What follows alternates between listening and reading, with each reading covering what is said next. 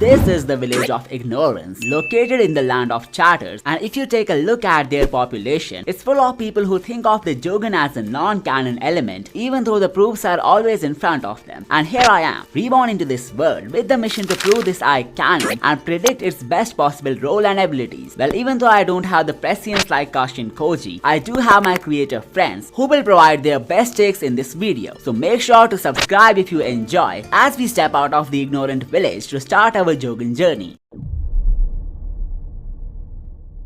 Hokage Mountain in Boruto has been more than just a symbol of legacy, it's more of a silent prophecy. Since the very first episode, the ruined faces have whispered of a future where the shinobi way crumbles, and not to mention with every new chapter, the puzzle begins to piece itself. Recently I have been thinking of the situation from a completely different angle. For those of you who have seen Attack on Titan, must be familiar with the moment where Eren kissed the hand of Historia when he experienced some sudden and overwhelming surge of memories from his father Grisha Yeager. These memories had glimpses of future events, such as the devastating rumbling, the destruction caused by the Titans, and the tragic fate that awaited many of his friends and the world. In case of Boruto, he's also destined to witness something similar. In this case, it's the whole situation of Konoha turning into ruins and the fall of shinobi. But unlike what many of you may be thinking, Boruto's medium of peeking this future will not be Kashin Koji this time. The foreshadowing of him seeing his own fate was made by Momoshiki in chapter 65, when he indirectly said that with experience,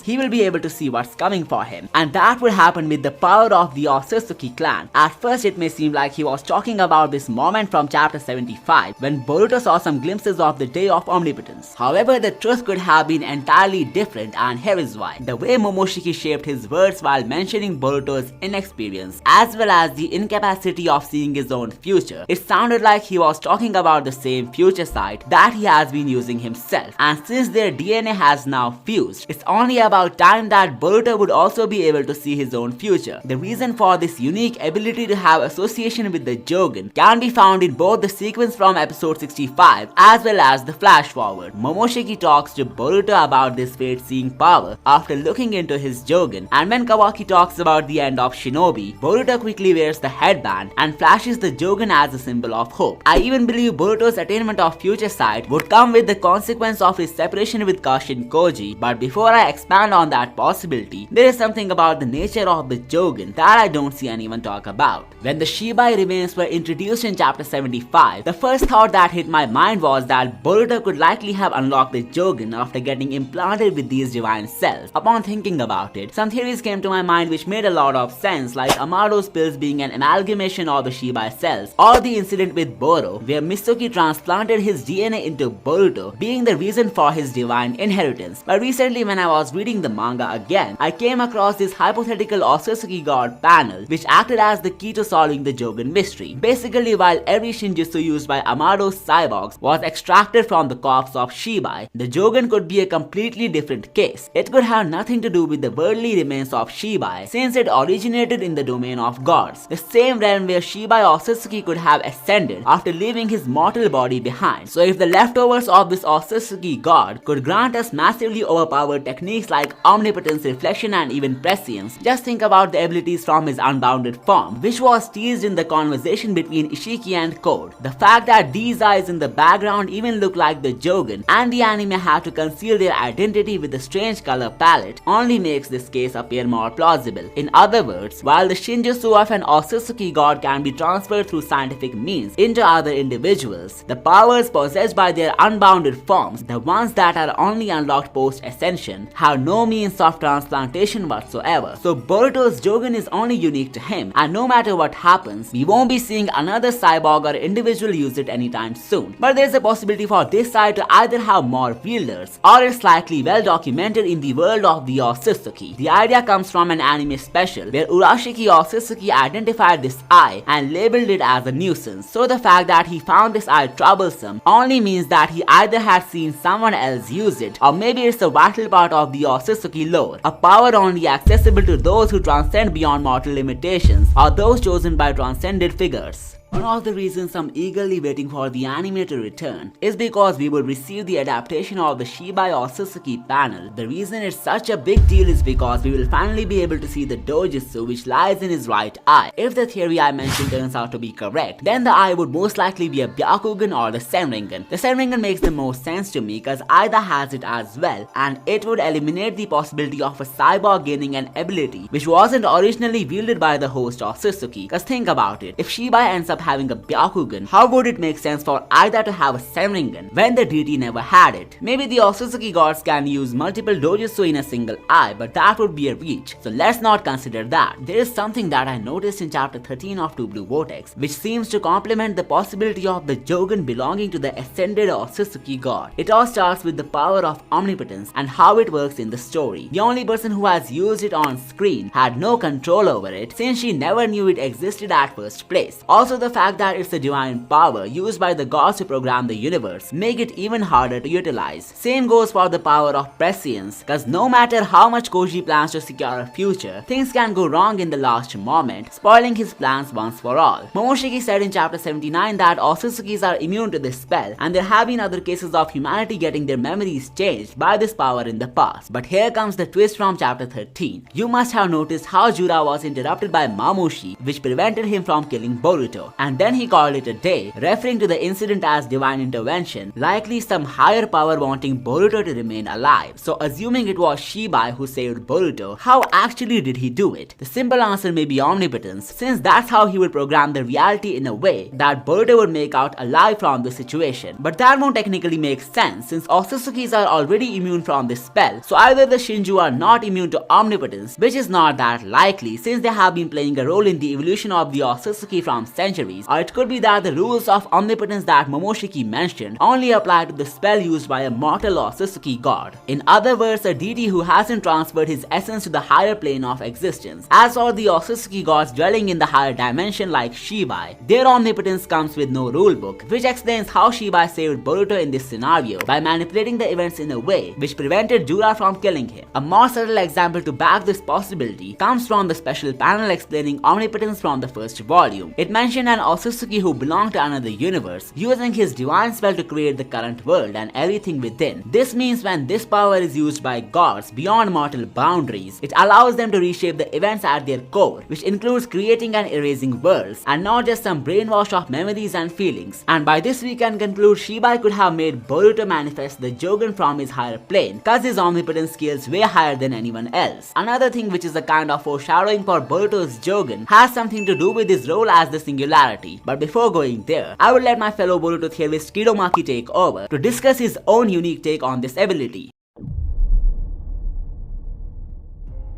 Now, one of the most important questions when it comes to this topic is, why did Boruto possess the Jogan before he became an Otsutsuki? Well, the answer is that Boruto is very special, in the sense that he's a bridge that combines Hagoromo's and Hamura's bloodline, thus manifesting Kaguya's chakra. Boruto himself is of course a distant relative of the Otsutsuki, since his bloodline stems directly from Kaguya's sons, thus stemming from Kaguya herself. So when Momoshiki says Boruto strongly inherited the powers of the Otsutsuki, that is what he's referring to. Momoshiki is able to sense that power within him even prior to giving him the Karma Seal.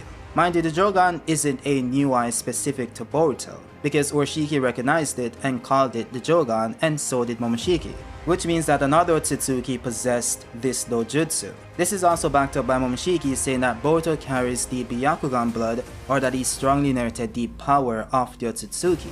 Now, you might be wondering, shouldn't this also then apply to every descendant of Kaguya, which would be the Senjus, Uzumaki, Uchihas, and Hyugas? Well, it probably does. There is no evidence suggesting otherwise. However, it doesn't have to apply to them as well.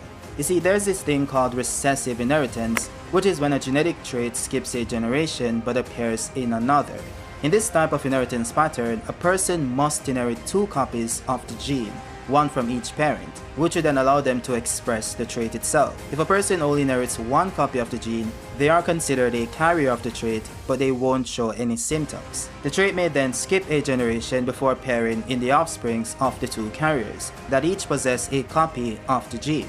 A good example of this would be the Uzumaki, who are known for their red hair, but then you have Naruto, who didn't manifest this genetic trait. and that's because he only received one copy of the gene from his mother since his father isn't an Uzumaki. Then you also have incomplete penetrance, which is a term used in genetics to describe a situation in which an individual inherits a genetic mutation that is known to cause a certain trait or disorder, but that same individual does not express or exhibit the trait or disorder. In other words, the presence of the mutation doesn't always result in the manifestation of the mutation. For example, if a genetic mutation is known to cause a certain disorder and the penetrance level of the mutation is incomplete, it means that not all individuals that inherit that mutation will develop the disorder. So let's say that the incomplete penetrance of this mutation is estimated to be 80%.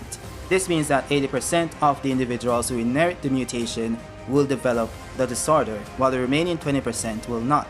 So what if the penetrance level of the Jougan is, let's say, less than 10%, which means only less than 10% of the people who possess this gene will strongly inherit the powers of the Otsutsuki, thus manifesting the Jougan. This would explain how Boruto can have this power while other descendants of Kaguya didn't. This should explain the origin of the Jougan in universe using some real-life science. But yeah, back to Kashikage. Concept of singularities, the individuals who have power over fate due to the knowledge of the forthcoming, can also be taken as a huge hint for the Jogan's awakening. The idea comes from the fact that both Kashin Koji and Aida possess some overpowered ability of an Otsutsuki god, with Koji obtaining the prescience and Aida having the omnipotence, and it may be unfair for Boruto since his counterparts already have it. Looking at how Kashin Koji became a singularity by directly looking at future events, and Aida had a peek into the past to hear some conversations about what's coming, don't you think Boruto becoming a singularity by himself would have been more impactful, rather than him being summoned by Kashin Koji, who believes telling him about future events can manifest a certain type of reality where the world gets saved? So what if Boruto himself acquires the power to see the future? What are the chances that he would stop working with Koji after that? Well, as I said early on in this video, Momoshiki teasing a point in Boruto's life where he would be able to see his own fate could be an upcoming pivotal moment in his twisted life. Take the example of Kashin Koji wanting to kill some certain individuals to make a way for a certain type of future. But just to make sure Boruto doesn't interfere in his plan, he tells him that the chances of survival for the people involved in a mission are very low. However, assuming Boruto awakens his own future sight, he will clearly see that Koji is lying, which might lead to a conflict between the two. Koji's way of doing things might not align with Boruto in the long run, cause he considers those incapable of shaping the future as insignificant.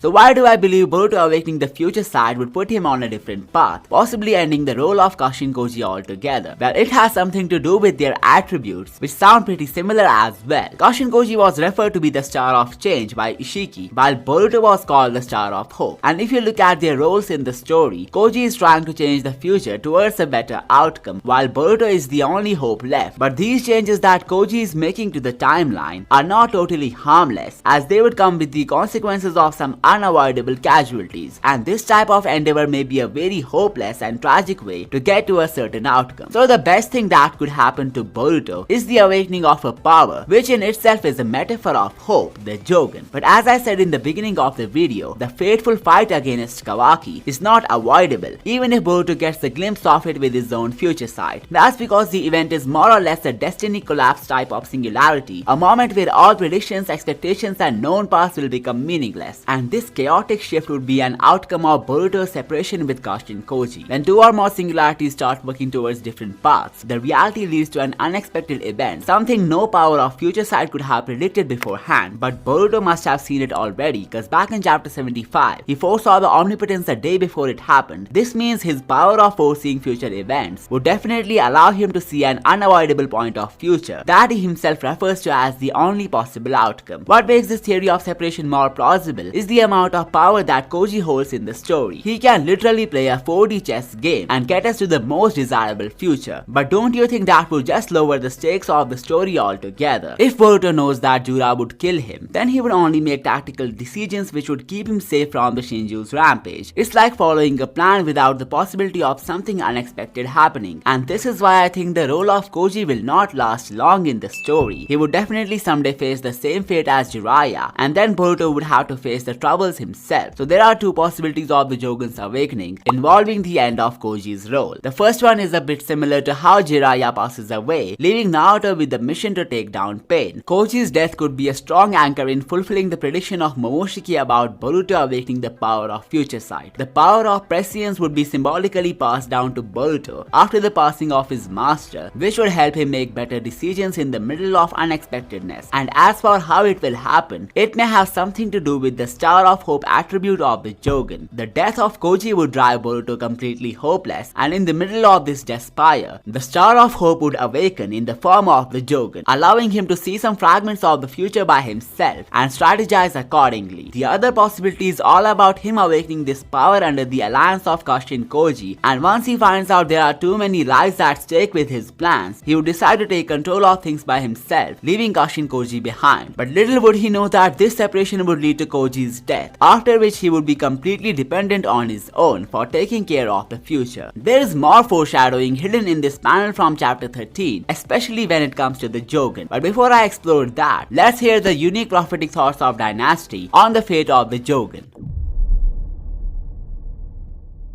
Hi, it's Dynasty here, and my Jougan theory for this video has to deal with its awakening. Early in Boruto, we are presented with Boruto's fate and destiny. A clear example of this is with Momoshiki, who after he was killed by Boruto, told Boruto that he is fated to lose everything, saying, "Those blue eyes will take everything from you." This is Boruto's most popular destiny that most fans are aware of. However, this isn't Boruto's only destiny. In fact, Boruto has one more. One that was given to him by Momoshiki, and the other one that was given to him by Tonori. We hear about this destiny by Tonori himself, who speaks to Boruto in a dream. He says that Boruto's eye is the star of hope against destruction that will eventually come to pass. He describes his power as one of hope which slumbers deep within Boruto, finally saying that with this eye, Boruto will shoulder the fate of this world. This is Boruto's destiny, his fate. And in fact, this occurred before Boruto even got the prophecy of him losing everything to those blue eyes. Part 1 of Boruto dealt with that exact prophecy of Boruto losing everything, as this is exactly what we end up seeing at the end of the series, with Boruto being branded as a murderer, everyone believing that he is Kawaki, thus leading to him leaving the village. While Part 1 dealt with that prophecy of Boruto losing everything, I believe that Part 2, which is Boruto to Blue Vortex, will deal with Boruto's other destiny, the one stated to us by Tonori. Because one thing that has been made quite clear after the time skip is the fact that Boruto is shouldering the fate of the world. In chapter 4, Kashin Koji tells Boruto not to be rash, as he almost led to the end of the planet by being captured by the Senju. This has been made constant throughout the time skip. We've seen this time after time with a Kashin Koji who tells Boruto that if he dies, it is over for the planet. This leads me to believe that what we are currently seeing right now is Boruto being set up as the one who will shoulder the fate of the world, just like Tonori's prophecy entails. In addition, Tonori did state that the Jougan would reappear when the moment arrived in which he was ready to bear that fate. And that moment is now, against Jura himself, as he is the calamity that Tonori describes in his prophecy. As Jura says himself in chapter 4, "Flee wherever you like, wherever you are in this world, you can't get away from your destiny." Since Jura is the calamity that will lead to the destruction of the world itself, due to Boruto's destiny, they will eventually have to confront each other and fight. And in that fight, the power that will give Boruto hope and a chance to win will be the Jougan, just like Tonori described. I also believe that this is what Kashin Koji is counting on. He has been described as the Star of Change by the likes of Ishiki, and right now he is working along the Star of Hope, and through this collaboration they will be able to defeat the likes of Jura, using the Jougan that Boruto will eventually reawaken. As the only person that can see the future is Kashin Koji himself. This is what allows him to be able to change the future, just like was described by Ishiki, naming Kashin Koji the Star of Change. However, he does not bear the power necessary to defeat the likes of Jura. This is why he reached out to Boruto, as just like Tonori stated, deep inside Boruto lies the power necessary to be able to go against the one who will lead to the destruction of the ninja world, Jura himself. This is the future that Kashin Koji has seen, and the very reason why he went to help and train Boruto instead of Kawaki, who he has history with. I'm not saying that Kawaki is not strong enough. However, the key to defeating Jura is the Jougan, which lies in Boruto and Boruto alone. So, this is my theory on how Boruto will awaken the Jougan. It will be against the likes of Jura to prevent the destruction that awaits this world.